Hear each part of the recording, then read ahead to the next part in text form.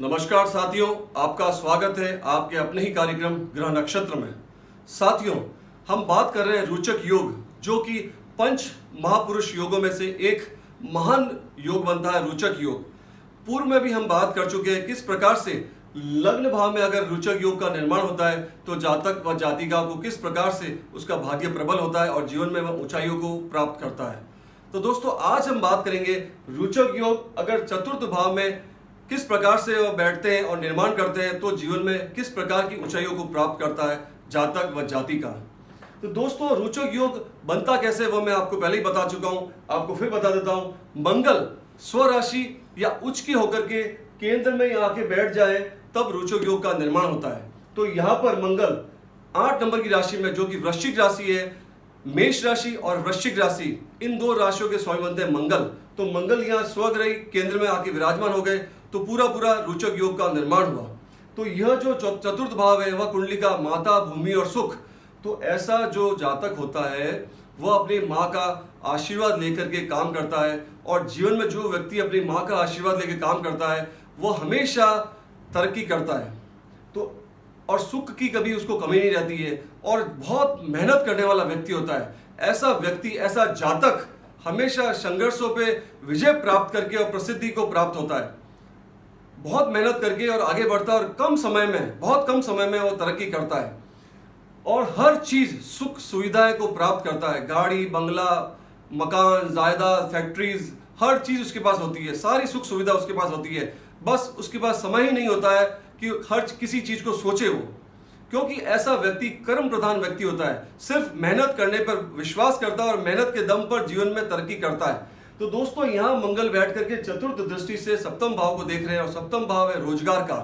तो यहाँ कर्म करके, मेहनत करके चतुर्थ भाव में रोजगार को प्राप्त करते हैं और हजारों लोगों को रोजगार देते भी हैं। और साथ ही साथ दाम्पत्य जीवन का है, वैवाहिक जीवन का है, पति पत्नी का है। तो मंगल की दृष्टि जब पड़ती है यहाँ पर, तो पति पत्नी में थोड़ा बहुत अप एंड डाउन रहता है, थोड़ी सोच में कभी कभी अप एंड डाउन रहता है, सोच मिलती नहीं है। लेकिन ऐसे व्यक्ति हमेशा मैनेज कर लेते हैं, क्योंकि दिमाग से काम करने वाले व्यक्ति होते हैं। तो चतुर्थ दृष्टि डाली सप्तम भाव पे, सप्तम दृष्टि जो डालते हैं कर्म भाव पे, तो कर्म भाव पे यहाँ पर पिता का भाव भी है, पिता का घर भी है। तो पिता से आशीर्वाद लेकर के, पिता का सानिध्य लेकर के, पिता की समझ बूझ को प्राप्त करके वह व्यक्ति आगे बढ़ता है। और कर्म का है, राज्य का है, तो ऐसे व्यक्ति अमूमन देखे गए हैं कि फौज में बड़े ओहदे पर भी जाते हैं वो लोग, और आगे चल के बहुत बड़ी पोस्टों पे, बड़े ओहदे पर विराजमान होते हैं। तो यहाँ पे सप्तम दृष्टि पड़ी कर्म के भाव पर, और अष्टम दृष्टि देखते हैं एकादश भाव पर। यहाँ पे आप देखिए 3 नंबर है, जहाँ पे यह लाभ का भाव है। तो लाभ पर दृष्टिपात करने से जीवन में कभी भी किसी भी प्रकार की कमी नहीं होती है। हमेशा बैंक बैलेंस, लाइफ में पैसा, शोहरत, हमेशा दिन दुगनी और रात चौगुनी तरक्की करते हैं। किसी भी प्रकार की कोई कमी नहीं रहती है ऐसे लोगों को।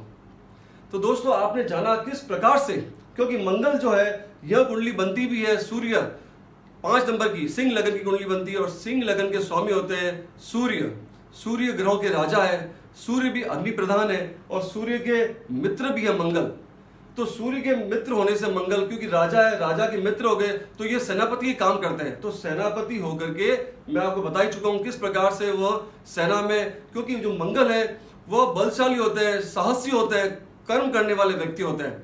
तो जीवन में कभी भी वह काम करने से पीछे नहीं हटते हैं, अपने बलबूते पे वे तरक्की को प्राप्त करते हैं। कभी भी इधर उधर की बातें नहीं करते, फालतू की बातों में समय व्यर्थ में नहीं गंवाते, सिर्फ और सिर्फ दिमाग से अपने बलबूतों पे आगे बढ़ते हैं, डेवलपमेंट करते हैं, और जीवन में हर चीज को प्राप्त करते हुए, हजारों लोगों को रोजगार देते हुए, जीवन में तरक्की करते हुए आगे बढ़ते रहते हैं। तो दोस्तों, आपने जानकारी ली किस प्रकार से रोचक योग अगर चतुर्थ भाव में बनाए तो कैसे जातक जातिका के जीवन में भाग्य को और प्रबल करते हैं और मेहनती बनाते हैं ऐसे व्यक्ति को।